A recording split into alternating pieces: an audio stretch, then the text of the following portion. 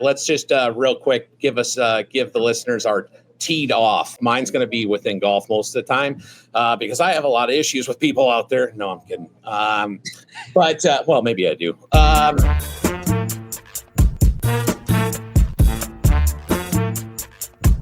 Are you custom made, custom paid, or you just custom fitted? Welcome to another Fits with the Founder. I'm your founder, Nick. And as we prefaced with our last podcast, we're going to be doing a little something different. We're adding video, which is cool. And we're going to have kind of a new format, if you will, with a bunch of different things. Like we're going to have a Mythbusters section, which today we're going to talk about shaft lengths and what that does. In the studies we've done behind them, or PluggedIn Golf has done behind them, we're going to have a fitter on to talk about a great fit that happened in one of our stores, because I want you to learn about the fitting we do. It's unbelievable, and you want to hear straight from a fitter, and I want to give some love to our fitters. And we're also going to have a little shaft section, so we can talk about a little bit, take a deeper dive into shaft. And we're going to have a section called Teed Off where Brad and I talk about what's pissing us off in golf lately. Maybe even not in golf, but maybe not in golf. Yeah. Yeah. So I got Brad again. Brad's going to be a staple on the show. And so let's get started. Let's at least talk a little bit about what happened in the golf world in the past, 2 weeks since we've done this. Scotty Scheffler won again. That's boring to talk about. I mean, it's like a given. Yeah. Ben Griffin, who's a huge Peering disciple, won and then almost won again, but he got Schefflered. That was fun for me just because he's been he was in tour, off tour, on tour, and he's been a Peering disciple for a long time. Nick, do you wear sunglasses when you play? I do. Do you? You know, I definitely do, more for allergies. I'm like David Duvall. But did you hear like the whole thing on like Ben Griffin, like why? Yeah, I did. That's pretty shocking, actually. Yeah, like the floaters, and like he was like 5 months away from losing his vision. Yeah, and it's like retina's detaching or something. Yeah, that's pretty wild. That's kind of crazy. Yeah, no, I'm a big sunglass. For the longest time, I fought it, and I just finally gave up. And now I almost can't play without them, even when it's kind of like, to your point, shady. Like it just protects the wind and the dust getting in my eyes. So you know what would be cool? I was thinking about this. I've seen guys with like the glasses, like they got the camera in them and all that stuff. I know the tour is a little protective on who does what, but could you see Phil one day wearing those glasses and like going on a live YouTube page and you're seeing it from his view? Would be pretty wild in a tournament. Yeah. Like that would be kind of cool. I know Jack's not a big fan of that. He was like, I don't like the interviews with the players during a round. Ben Hogan would have told you to go F off. And yeah, I saw that. I mean, I guess I get it to a degree. I think that's a little strict. I mean, come on. I mean, golf's a little different today than it was yesteryear. Yeah. You kind of live in that world, and people kind of want that world. And I definitely, it's part of what Live gets my attention. Part of it is the fact that it's so accessible to the players, and there's more on-course action going on instead of just watching robots walk down a fairway. So yeah, true. But I get it. It's going to be touch and go. What else happened? We had the U.S. Women's Open at the Erin Hills. At Erin Hills. That course is hard. It's long and hard. that might be I mean, listen, everybody expects that you can make the fat joke, but that is a long walk, man. Like that course is hard to walk. Like every time I get done, I'm like, okay, it's time to sit down for like half hour. Yeah, I mean, it's the walk between tees. I think 8 miles center cut fairway. Yeah, it's something. It's crazy. It's I mean, I feel like a billy goat when I'm done. Really overweight billy goat. So, but we really need to talk holes there. Yeah, I mean, there's great holes. I mean, I think just being in Chicago and knowing that a lot of people from Chicago went up there, I saw a lot of social posts. It looked like the galleries were pretty good. Sometimes the only thing we talk about is the negativity. I know Lexi was playing a little slow. Charlie was getting a little peeved off at her. Was she smoking cigs? Or I don't know. No, I think she's got a bet going on. I think she's into like dip or Zen or something now. No, she's got like a bet or something. I think like 3 months no nicotine or something. So it might be like part of a bet right now. I don't know. Okay, interesting. I don't even know how she played. That's the scary thing is I didn't even look at that. I don't know if I know, but she's kind on the eyes. I'll give her that. There you go. So. Okay, and then what? We had a senior event. Angel Cabrera won what? Like back-to-back majors straight out of jail. ironic of what kind of putter he's using. Let's just Jailbird, Odyssey Jailbird, which is ironic. I wonder if he like got a tour truck sent him a sample or something, and it was you're probably right. It was probably a joke that turned into like, oh wait, I putt well with this. I think there's gonna be a limited edition version or something. You know what's weird is like, and again, it happened in a different country, so maybe that has something to do with it. But like in the NFL, if there was like spousal abuse and somebody went to prison, they would never be able to play the NFL again. And then in golf, I was just shocked that they let him back on the tour. So, but who knows? Hey, he won twice. He's obviously a good player. I don't know. Maybe they have a range at the prison he was in Argentina or wherever he was. I don't know. But speaking of which, did you see what's going on today? Today, as we film this, it's the 3rd of June. Bryson is hitting balls in the west lawn of the White House because apparently this week he's doing some kind of stunt where he's going to try to do that hole-in-one like he did over his house, the White House. But I think there's a limited number of shots. Like maybe El Presidente only gave him like 10 passes at it or something. He's a good player. I thought you were going to start this by being like, he's nearby and the grass is like Oakmont. Oh, you can guarantee. Dude, that Oakmont, I can't wait to talk about that on the next one. I mean, that rough looks silly. And then I was reading some shit online. Like Rory played like the front 9 and made like a triple and a double or something. And so I don't know. They just say all the practice rounds have been over par, and that's practice rounds. Yeah, it's going to be. I mean, let's just put the over and under at even par right now. And have you played Oakmont? I have not. I have not. I've played it 3 times. Well, I was there once. Played it 3 times. For the normal person, I didn't think it was horrible. It's the greens are small and they're very undulating and very fast, but they don't keep the rough like that when you're there. So since they took the trees down, you can kind of just bomb and gouge. But with the way the rough is right now, that ain't happening. I've already. It's going to be hard to hit anything out of that rough and hold the green. Almost impossible. I was walking through the build shop this morning, and Jeff stopped me, which is one of our guys who works in the shop, and he's like, "Hey, who do you like for the Open?" And I kind of looked at him, and I was like, "Hard not to like Bryson." Yeah, I mean, but that's not my pick. We're not going there this early, but. Yeah, I'm with you. I think Dustin Johnson won there last time, right? I think it's going to be a bomber delight. I agree. I was texting back and forth with a former assistant at Oakmont last night, and he kind of said the same thing to me. He's like, "Who do you like?" And I said, I kind of gave him 3 names. I gave him the Bryson, I gave him the Rahm, and Scotty. And he goes, "I don't like Rahm or Bryson, but I love Scotty." So it was interesting because I think it's going to be somebody that fades the ball. I think it's going to be somebody that's steep. Out of the rough. It just seems to, a guy who is shallow and picks the ball and never makes a divot. How do you play out of rough like that? I mean, it's really hard to do. Really hard to do. Well, and I think that's another reason why Bryson could, because he's studying how to hit that shot. He's studying how that shot's going to react when it hits the green. He's making, concessions for that. So I don't know. We'll find out later who I actually picked, but right now he's my leader in the clubhouse. Yeah. Okay, let's get to a little club champion news. Yeah. I don't think we have any specials to talk about on this one at the moment. I think next time we'll have a Father's Day special to talk about right before it comes out. But other than that, business as usual, outside of the fact that we are opening a new location Friday. Yep. And we have partnered we have a great store in Austin. It's right outside the gates of Austin Country Club. It's a 3-bay store. Just an awesome store. Been there like 5 years now, I want to say 5 or 6. I lose track of time now after 27 years. But we partnered with Golf Affinity, which is one of these indoor entertainment facilities in Austin on the other side of town.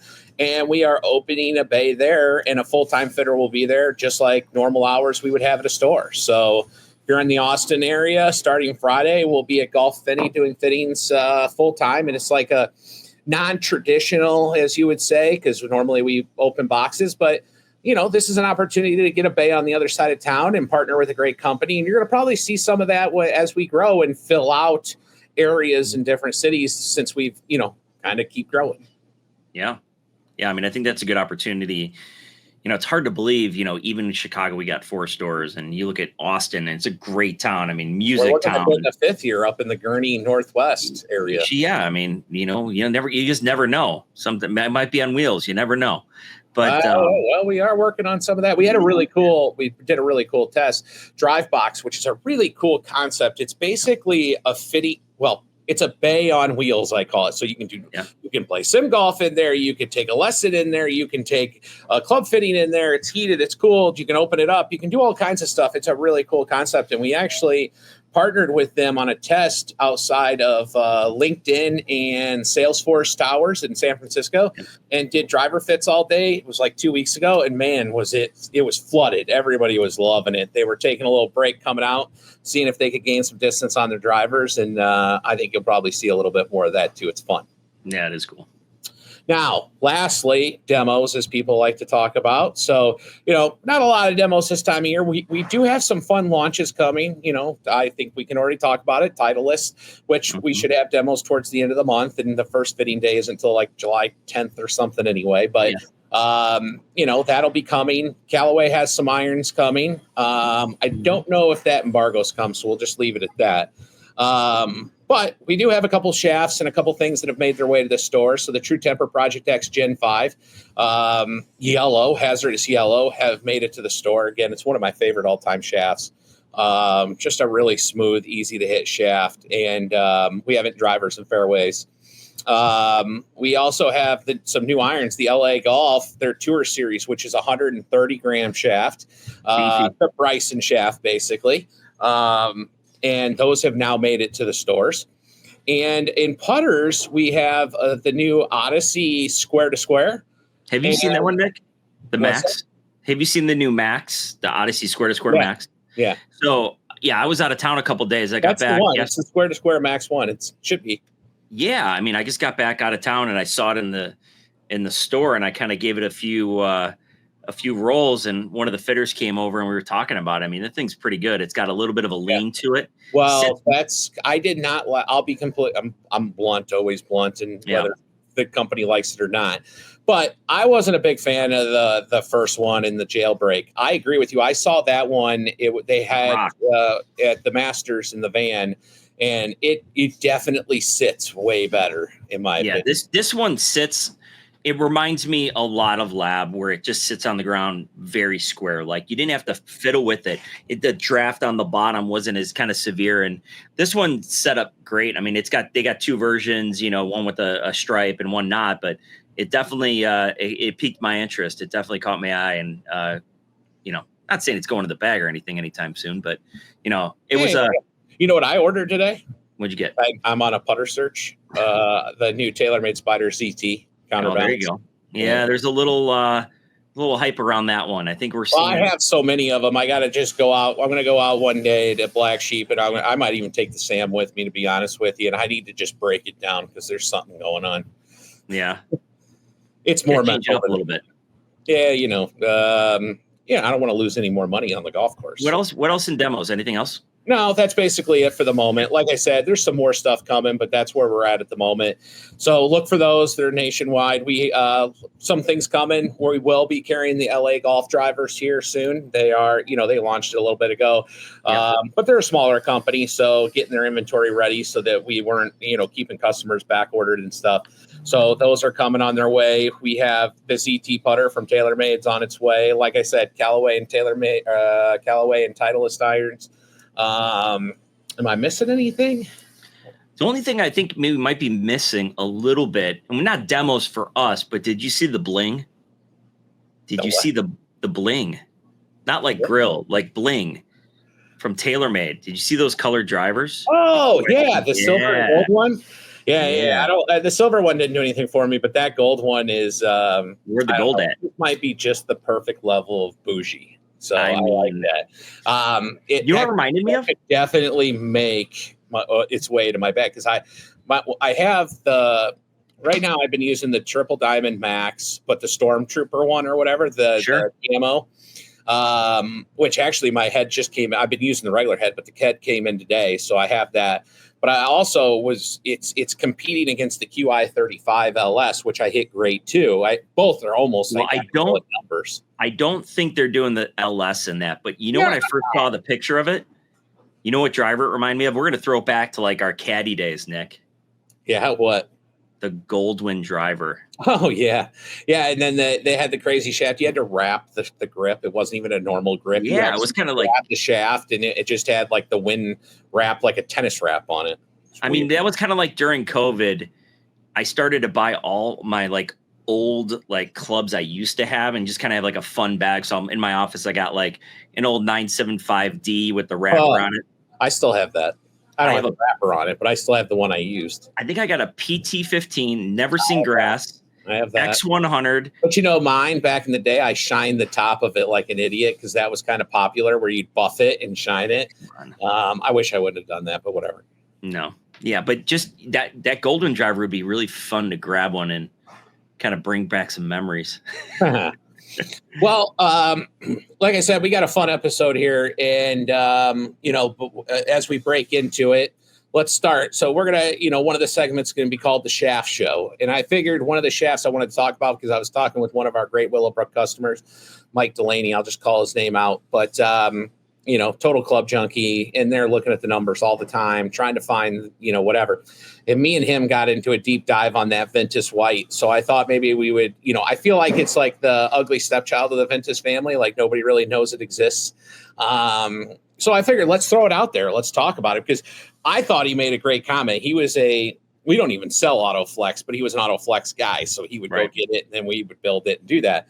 He goes, "This is an Autoflex killer, Nicky." That's what he said. So you didn't say little Nicky. I know you work with Delaney more on the day-to-day basis. Yeah. Tell the listeners a little bit about the Ventus White, what it is, what kind of benefits it has, what you've been seeing with it. Yeah. I mean, that whole Ventus line. So I think what people got to understand is the Ventus line, obviously, is one of the most popular shafts in golf. It might be the number one SKU at Club Champion. And Ventus Blue 6 Stiff usually is pretty damn close. But to have the white version is a little bit of that sub 50 grams, kind of high torque, high launch kind of shaft for the smoother swinger. It's not necessarily the aggressive swinger. However, with that being said, MD goes at it pretty good. And he's always been no slouch. I mean, he's no slouch. He gets a little steep on it. And I think when people think of some of these Autoflex, if you will, or lighter shafts, higher torque, designed for the smoother swinger, it can work for a lot of different people. You just never really know. But never know. But I see a lot of times where those steep players, you give them a softer profile or specifically softer in the handle. Their body doesn't all of a sudden feel like, oh man, I got to hammer down on this thing. And it actually makes them a little bit smoother and a little bit less steep through the ball. Right. Yeah. So, I mean, that Ventus White is only, it says white 4. It's really just under, I think, 50 grams, where even the red, when it says, the 5 stiff on it, that's just below 60. So this is really kind of that right around, we'll call it 50 gram, 49 gram range, I think.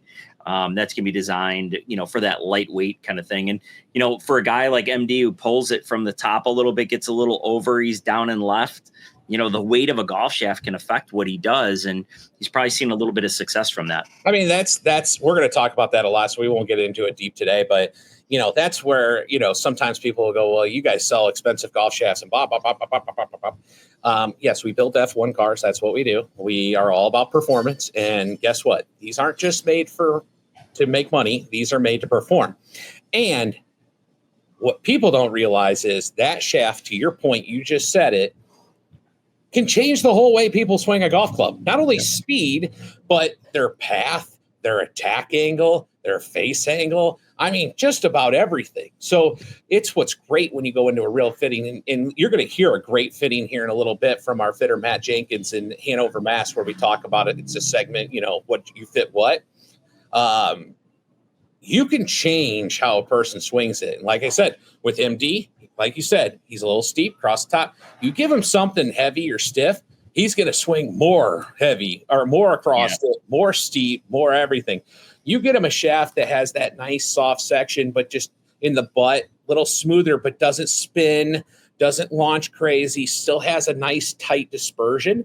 That's what you get out of a performance golf shaft. And that particular, all performance golf shafts, you get something that's actually going to help you solve your issue.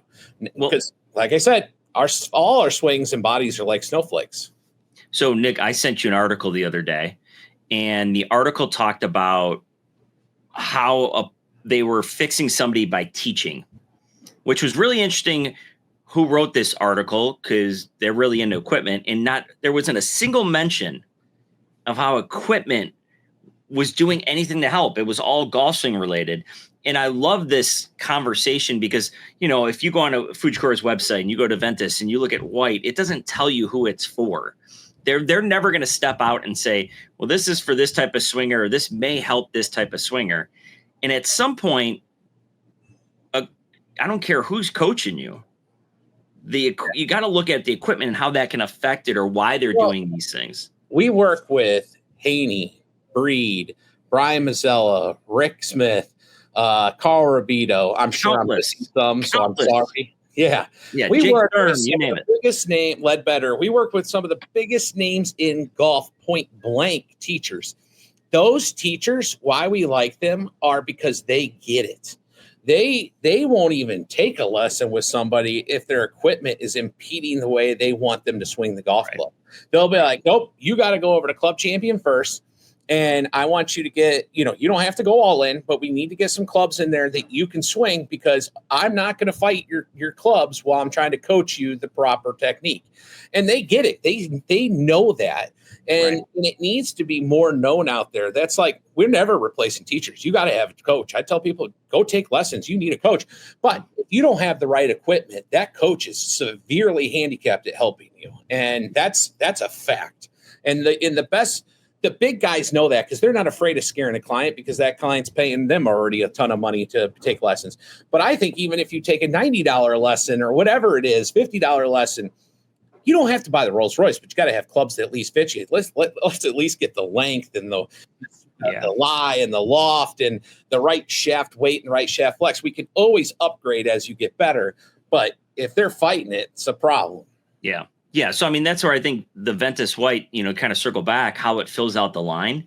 Red, blue, and black staple, you can fit anybody into those. But like for myself as a fitter and all of our 340 plus fitters out there, to have that new SKU is really helpful. And I think that rounds out the line a little bit. And I don't know if Fuji really did an awesome job of the launch of it, because it was kind of around PGA show, and let's be honest, PGA show, there's a million products. It's not going to probably be a very popular shaft on tour. Maybe it'll get some play on the senior LPGA, but yeah.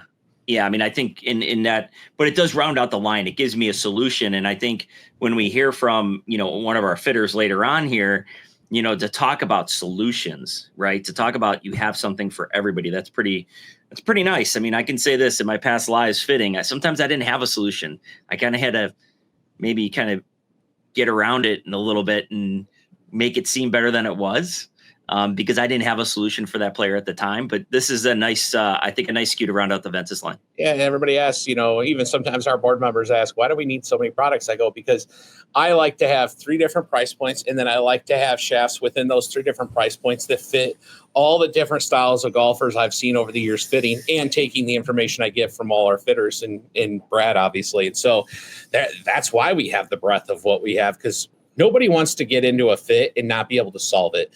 And so having the tools and able to solve it is huge. But yeah, that Ventus White is cool. So again, this will be a segment where we pick a shaft and we talk about it.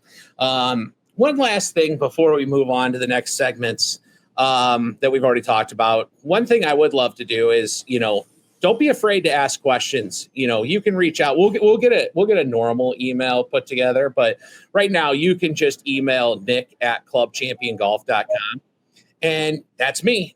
You can email the founder of the company, and I'm fine with it. Email me any questions you have, and we would love to put them and answer them on here, or I'll just answer them to you privately if we think that's the right way to go. But never be afraid to reach out. We're an open book. Transparency is what Club Champion wants to be.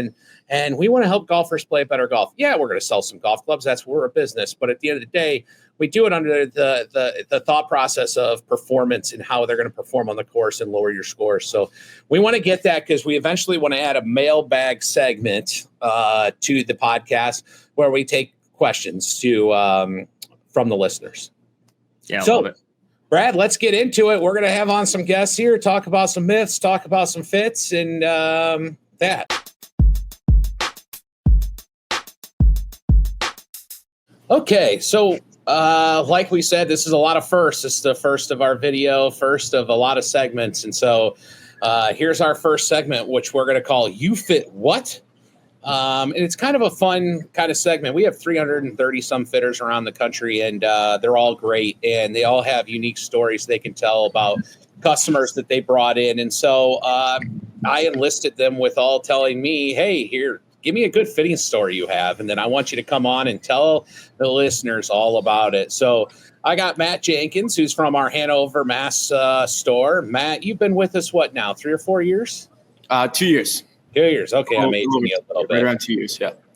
So you had a great story. So you're our first one.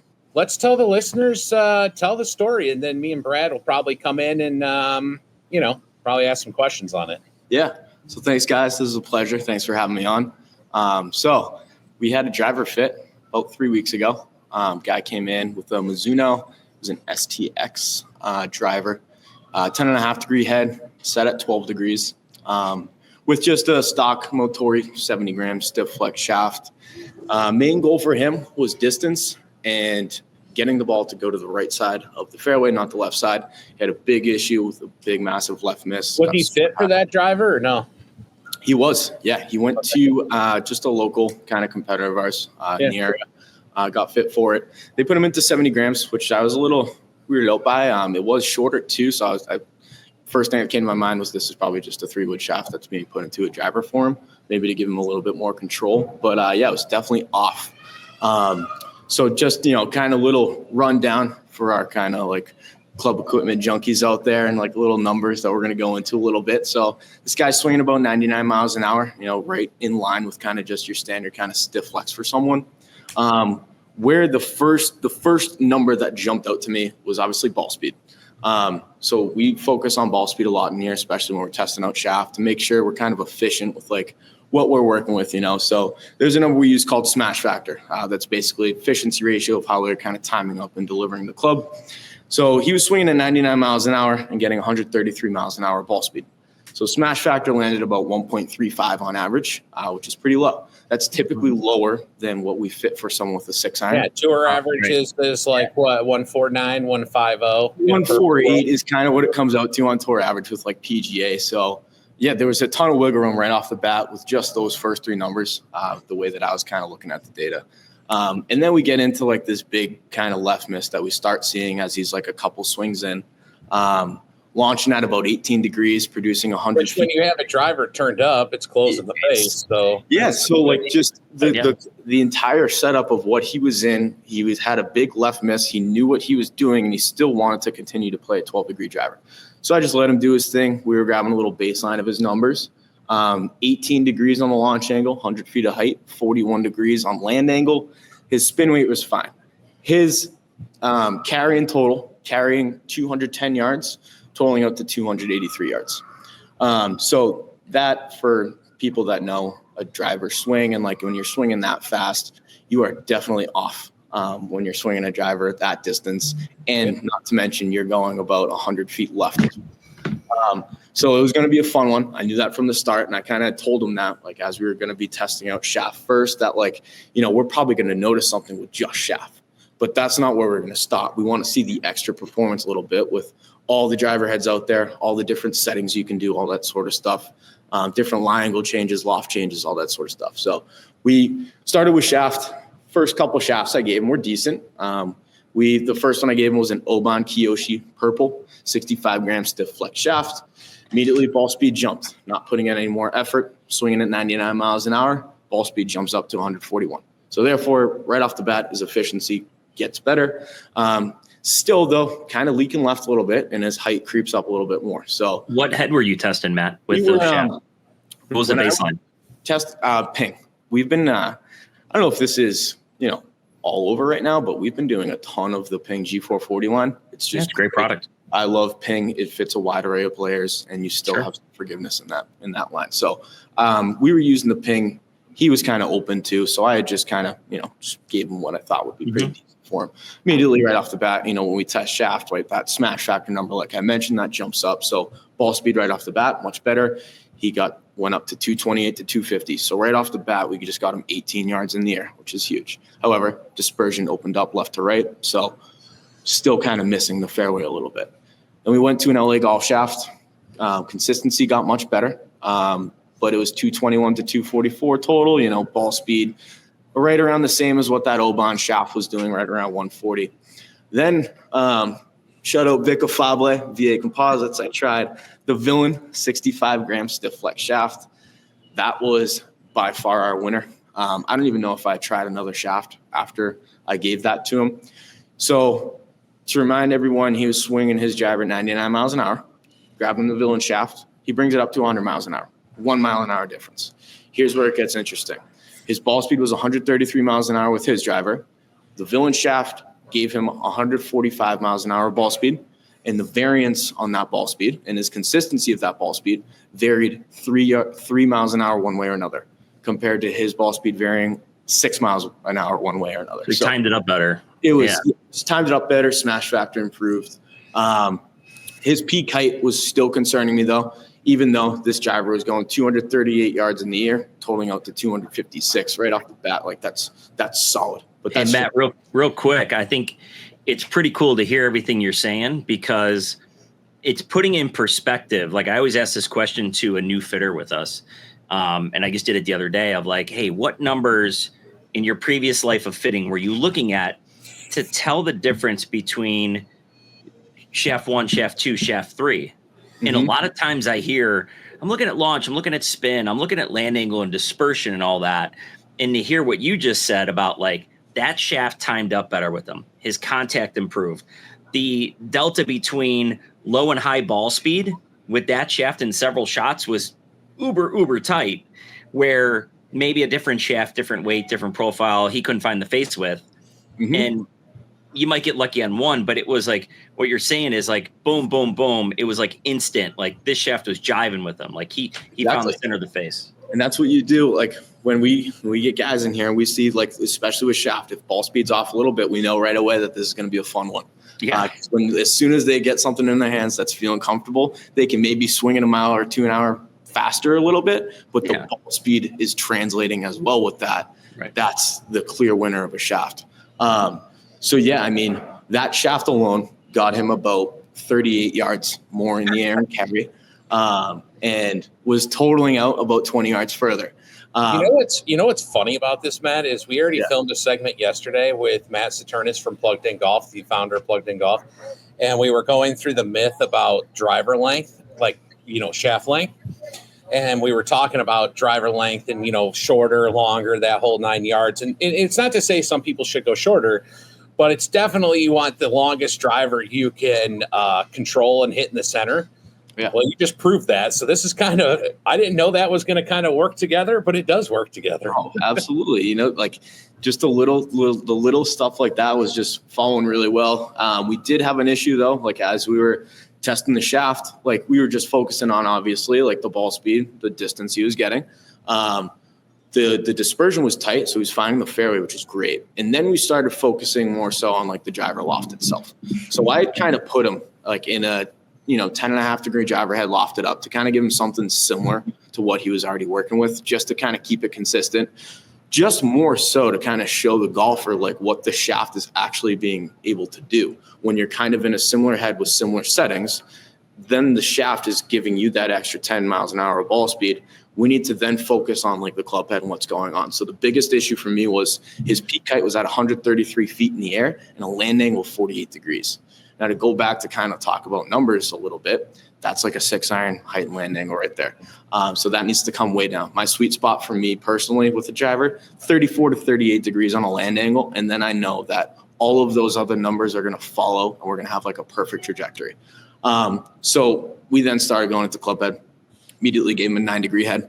Callaway Elite right off the bat, got a little bit more distance, tightened up dispersion a little bit. And here, when we started testing club head, club heads all kind of sit differently and all that. So I purposely gave him a Callaway Elite triple diamond head, the face that just kind of naturally is going to sit open, because the whole entire theme of this was he misses left, it gets way too high, he cannot find a fairway.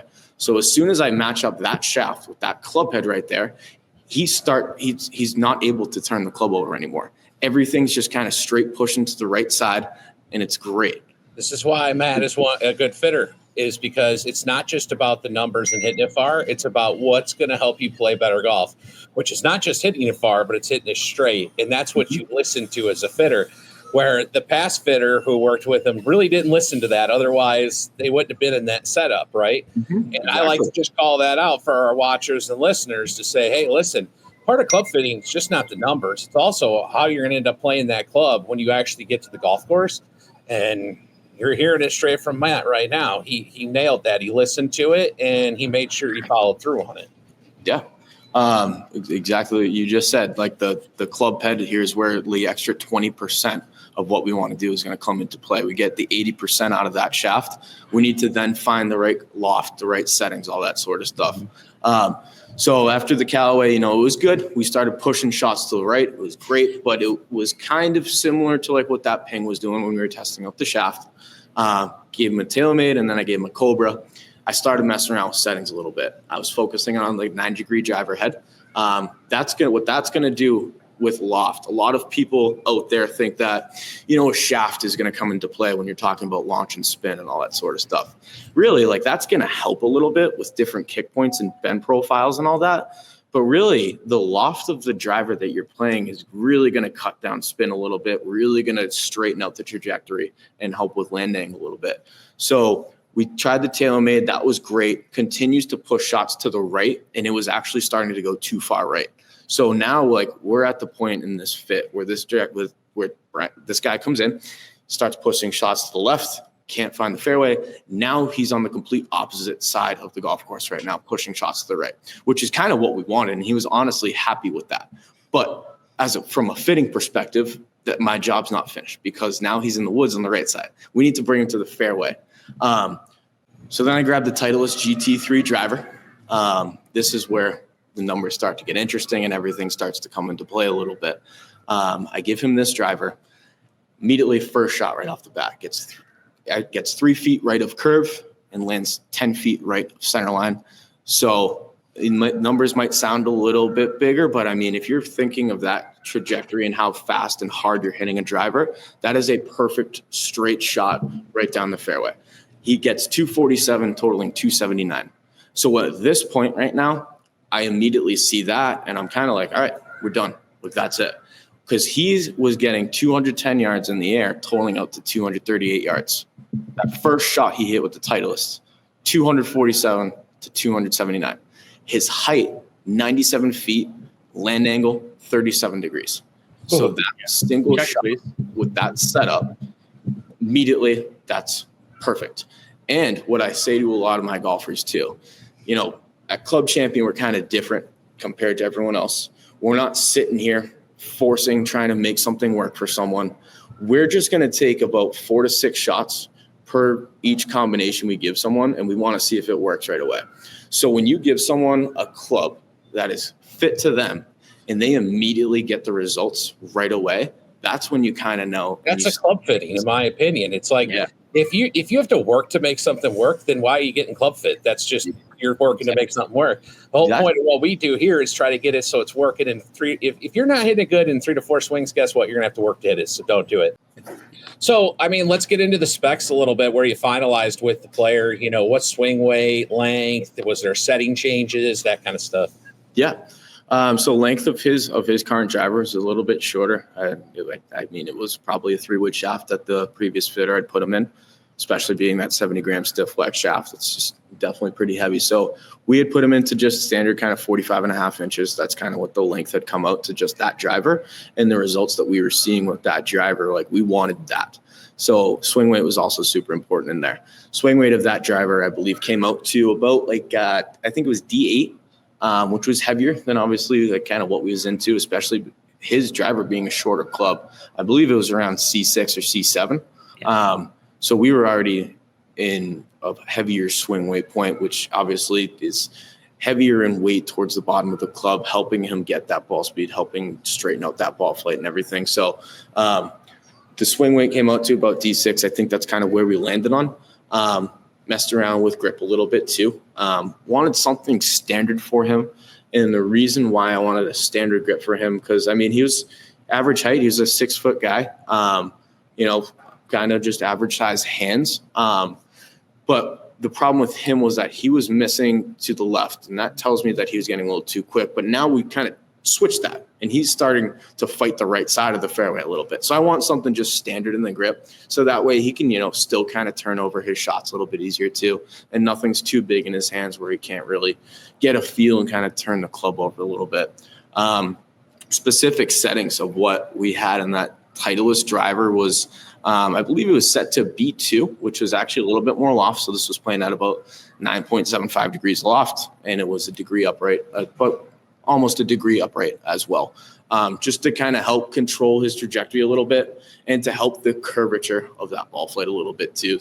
I hadn't really mentioned curve yet, but again, kind of from a fitting perspective, another big thing that we kind of take a look at. I mean, where we landed, he was averaging 58 feet left on his curvature, and we ended up 23 feet right on curvature. So that's a huge difference right there, of him going to completely to the left side in the woods to now just pushing to the right side. I mean, this guy is now hitting a pitching wedge into the green instead of a 7 or 6 iron, which is insane because, I talk about it all the time. It's actually one of my teed off today, so I won't get into it right now. But, I mean, he's hitting it way closer to the pit, way more birdie putts. Absolutely. I mean, like you said, that's what we tell people too. Like we try to, obviously we're an indoor facility at Club Champion, but we try to help the golfer understand what this stuff is kind of like outside, especially when we talk about even just carry, right? So I don't really talk too much about like total distance with people. I like to talk about carry because that's how far the ball's going in the air at. When you're in the Northeast, we're in Chicago, more carry golf courses. We're not Texas.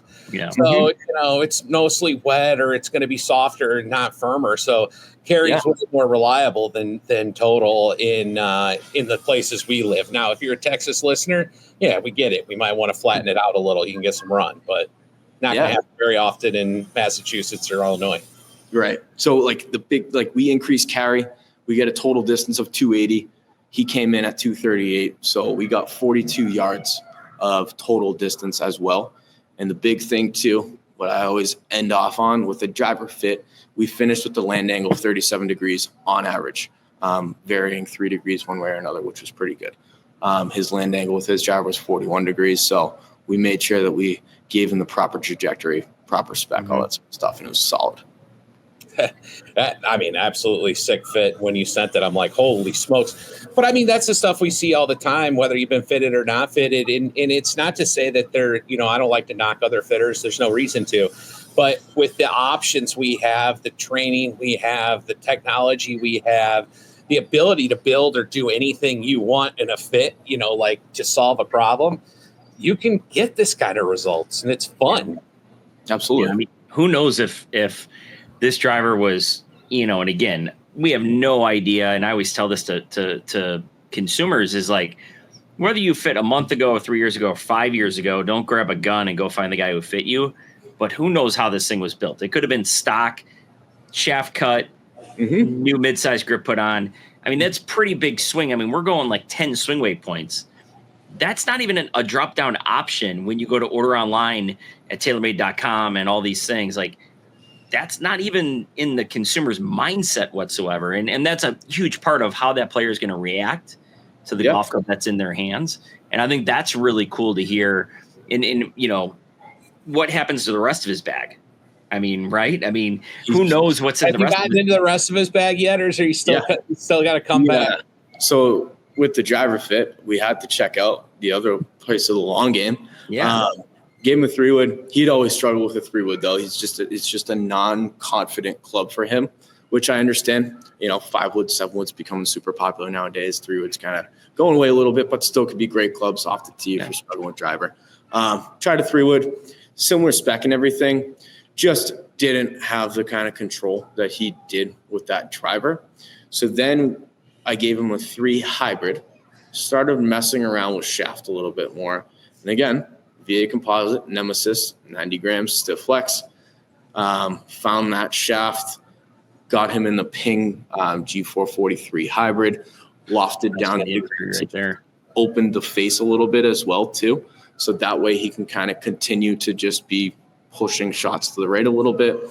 We got a 3 hybrid out of him as well. Crazy thing too is the hybrid that we fit him for, averaging out to the same numbers that he came in hitting his driver at. Pretty crazy. So it's just, that's going to be a game changer for that guy. He's going to be very happy playing golf, and that's awesome. Well, Matt, I want to thank you for coming on. You're a great fitter. Go see Matt over at the Hanover store if you're in the Northeast. Great fitter, and as you can see, gets great results. So thank you for coming on today. Thanks, guys. Thanks for having me.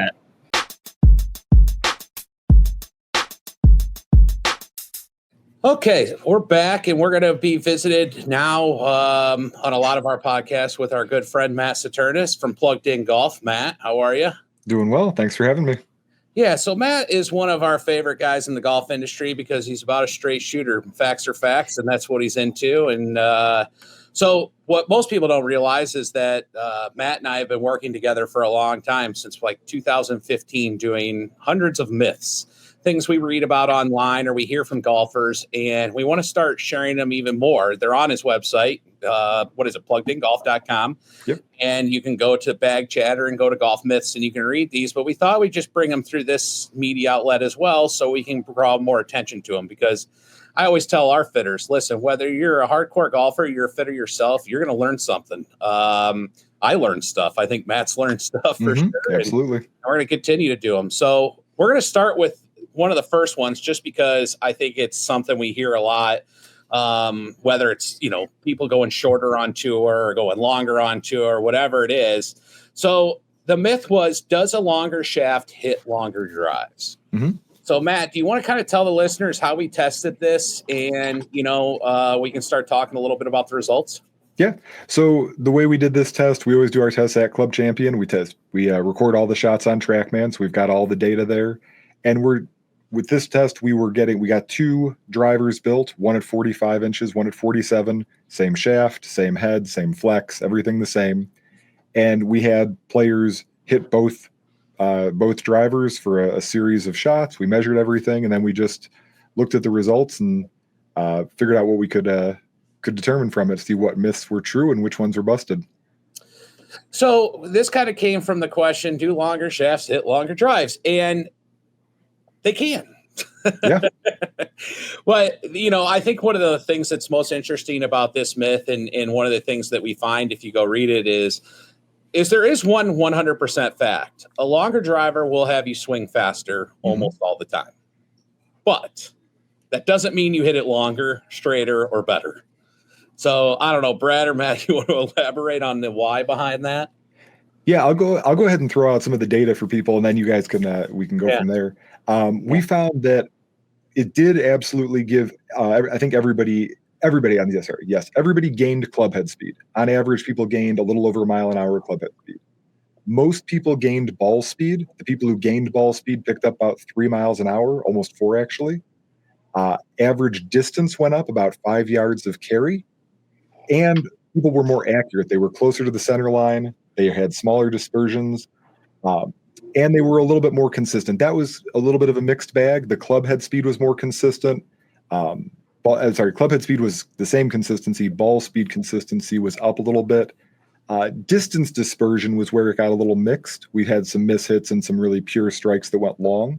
But overall, our data kind of spit in the face of people who say, oh, we got to go shorter, shorter, shorter. That's what's going to get you control. We didn't really see that at all. Yeah, Brad, let's talk about that, because that's, I talk about this when I do, when I talk to the trainees. I'm sure you do too. It's like, if we make something longer, we're 100% going to hit it, swing it faster. Now, the question is, are we going to swing it as efficiently? And I'm going to let you talk about that in the why behind that. But, I know my fitting philosophy, and I'm pretty sure it's yours too, Brad, after all these years. Yeah. We want to fit the longest club that you can hit. So talk about that. Yeah, I mean, I thought the most interesting about this is that when you go longer, what's going to happen to the player? How are they going to react to that, right? So instantly, I would think that they were going to hit probably a little bit more up on the ball. They'd be a little shallower. So if you had a guy that was hitting down on it, if we go longer, could that maybe get them hitting up on it? And then what happens from there? I mean, does the player, increase the loft on it? Do they hit it straighter? Things like that. But I love the idea of going longer to send it. Mm-hmm. And then Matt, you just totally said, well, doesn't necessarily mean shorter is going to go straighter either, which is just a common thing I think most people do. And, today with mini drivers, a huge question we get is like, what length are we doing those things? Mm-hmm. Are we doing it at 43, 44, or like what have you? I don't even think the consumer really knows. I played with the player this weekend and it was like, what length is this? I'm like, just shut up and hit it. I actually had that same experience with a mini driver at an event this weekend. Yeah. So, I mean, I thought that was interesting, and we have to understand what's going to happen if we call all things equal, right? And if you do the experiment correctly, if we go shorter, we might, swing weight's going to get a little bit lighter. You add some weight back, right? We go a little bit longer, you're ripping weights out of the heads, grabbing the lightest ones we can find in the store, things like that. And I think that's really interesting to see. It's not just building a driver long 46 inches and choking down 2 inches, or that's a whole nother topic in itself of how people react to. That's actually a myth we have too. Yeah. Yeah. We have, talk right? about that one maybe later down the road. Yeah. Yeah. So, I think the best, these guys that play a different sport called long drive, they go crazy long. They use tees that are bigger than Nick's head on the TV on the screen right here. And they're approaching it differently, right? So I think that's really fun to see. I think there's going to be exceptions to the rule, but if we had to look at it in general, I like some of the things that we take about it. That you're definitely going to swing it faster. I think longer, you're probably going to hit more up on it or less down on it, if you will. The straighter thing's interesting. Well, really I like to point out two things that I think about when I think about this question. One is it just shows that you need to be fitted right, but it's also because you could be longer with a 44-inch driver, or you could be longer with a 47-inch driver. A lot of this has to do with how fast you can swing it. Not a lot, it is what it is to do, but how fast you can swing it, but also get that energy back to the ball. So maximize that ball speed. And if the driver's not the right length or whatever setup, and you're not hitting the center, you're not going to get that maximum ball speed. So that club head speed is lost. And so, we want to use the club head speed we have. That's smash factor for folks that may not be familiar with that. It's your ball speed divided by your club head speed. So we're always trying to maximize your club head speed, but we also have to have an efficiency level to it. I think the other thing that I like to talk about with golfers is kind of the pyramid of distance. And there's other words for it, but as I believe, as you get longer, there's a payoff to not being as straight. So if you're going to be short, I feel like you need to be straighter because you need to be able to hit something off a clean lie. But if you can hit it longer and still be in the first cut or just slightly in the rough, but you're hitting less club out of the rough, that can be okay. And so I think golfers need to look at it that way as well, because some golfers go, well, I'll hit it shorter, I'll hit more club. And it's like, you're not going to hit a 5-iron as close as you're going to hit a 6-iron. You're not going to hit a 6-iron as close as you hit a 7-iron. So you have to be careful with that thought process.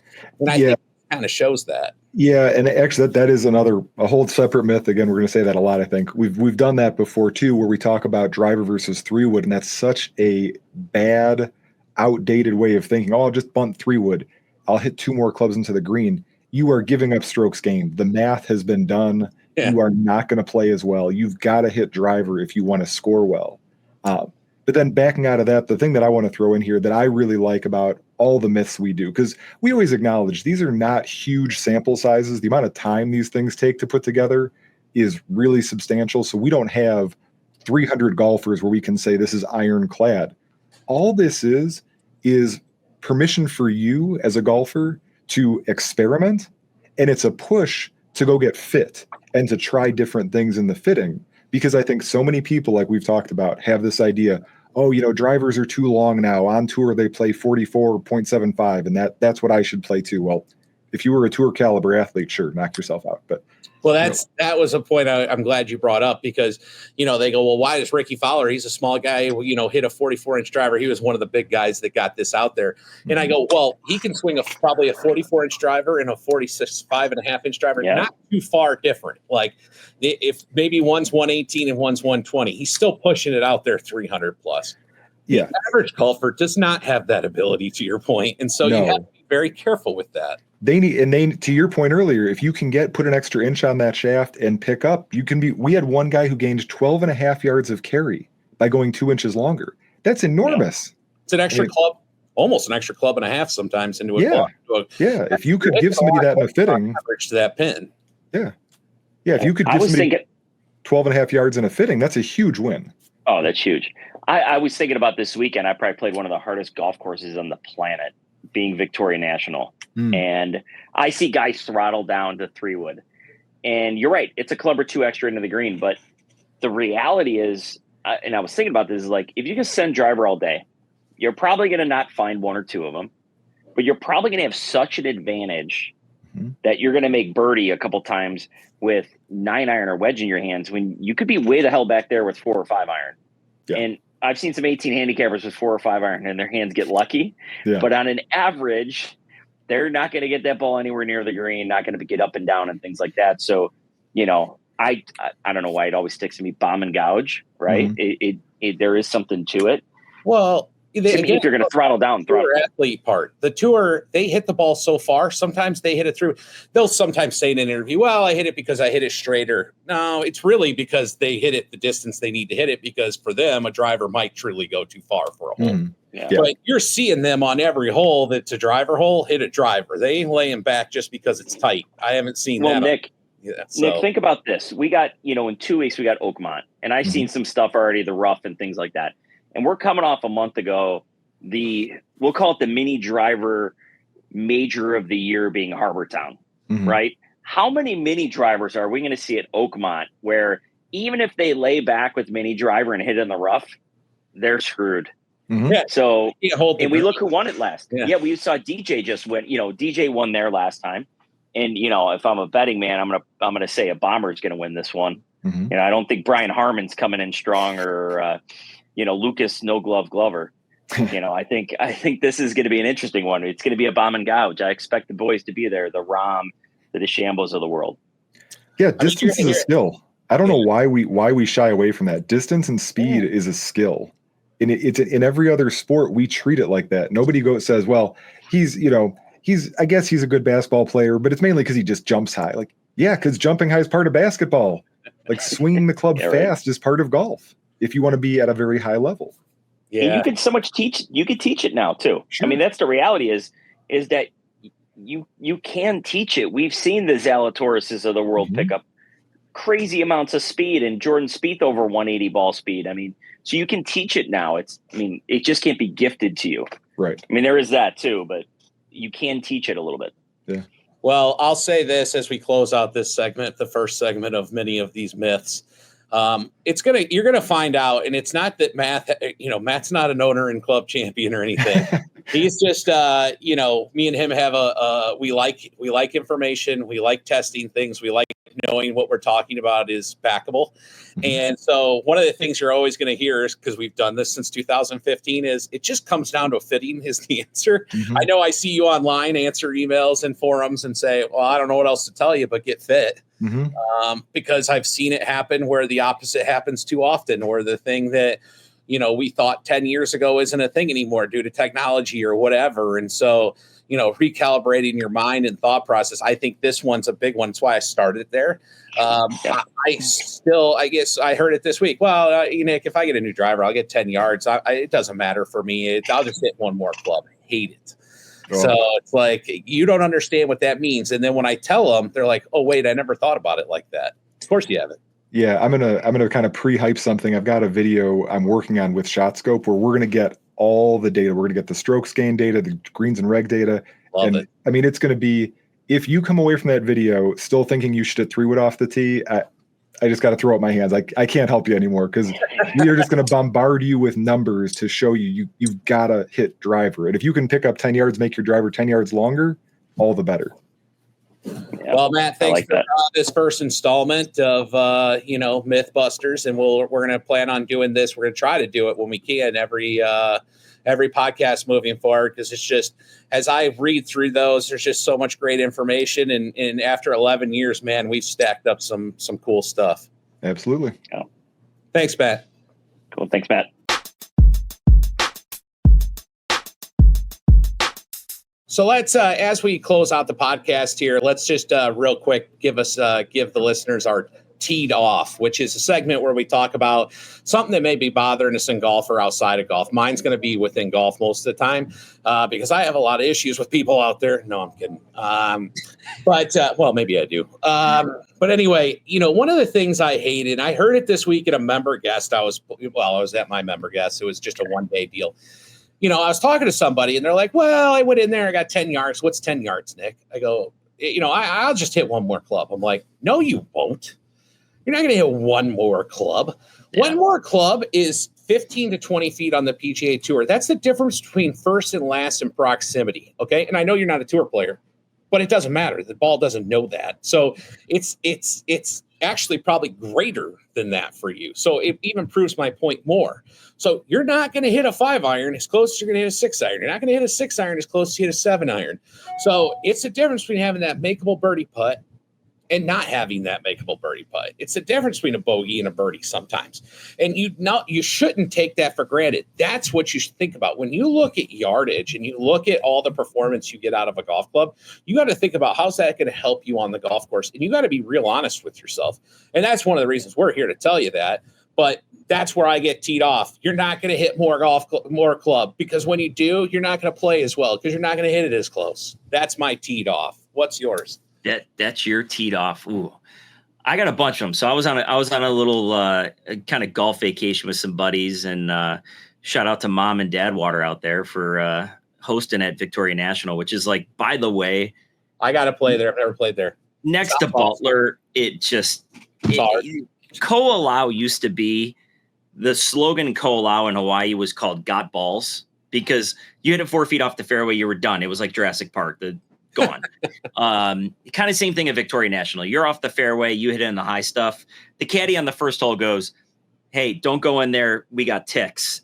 Or AKA, I don't want to look for your ball. It's going to take too long. Just lateral this thing and let's move on, right? So I got two from this trip. Number one is, I think my new thing is like, if you're my partner and the game of golf allows you to use a tee, you use a damn tee. I don't care if it's an 80-yard par 3, whatever it is. I had that argument on Thursday night in my Wadsworth match with my partner because he always just throws it down on par 3s. Bryson, I think, would have a heart attack because he'd be like, there's grass on my ball. There's dew, whatever. But that's what I tell him. It just introduces a new problem. Yeah, so I might have to start creating like a list or maybe like a little, Post-it note of do's and don'ts when you're my partner. You have to tee it up, maybe like a couple songs on there you can't play for the radio or whatever it is. My second thing, in I'm going to call out my caddy, is when you play a course the first time, and we had a chaser in each cart. So, foursome, there was 2 caddies. We get to the second hole, boom, they're off like rabbits. They're gone. They're in the middle of the fairway. I have no idea where to hit it. No idea. Yeah, so before they ran up there to find your ball that might go in the woods, they should have told you, hey, aim here. Hey, do this, do that. Don't hit it here. Things like my attention on the golf course. Like I struggle to pay attention on the golf course. I'm in work. I'm doing emails. I'm all that. Yeah. I have a tough time turning it off on the golf course. Right. I need somebody to point me because that's when I play better.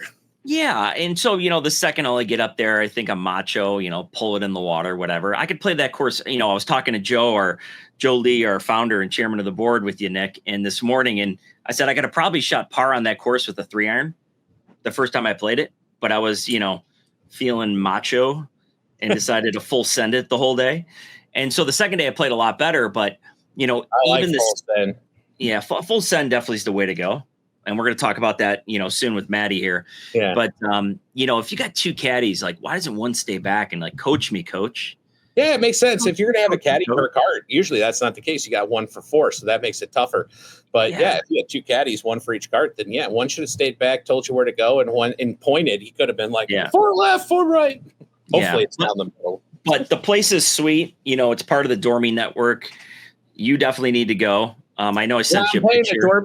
I'm playing a Dormy network in July in Nebraska called Gray Bowl, but that one's cool. I need to set up a Victoria National.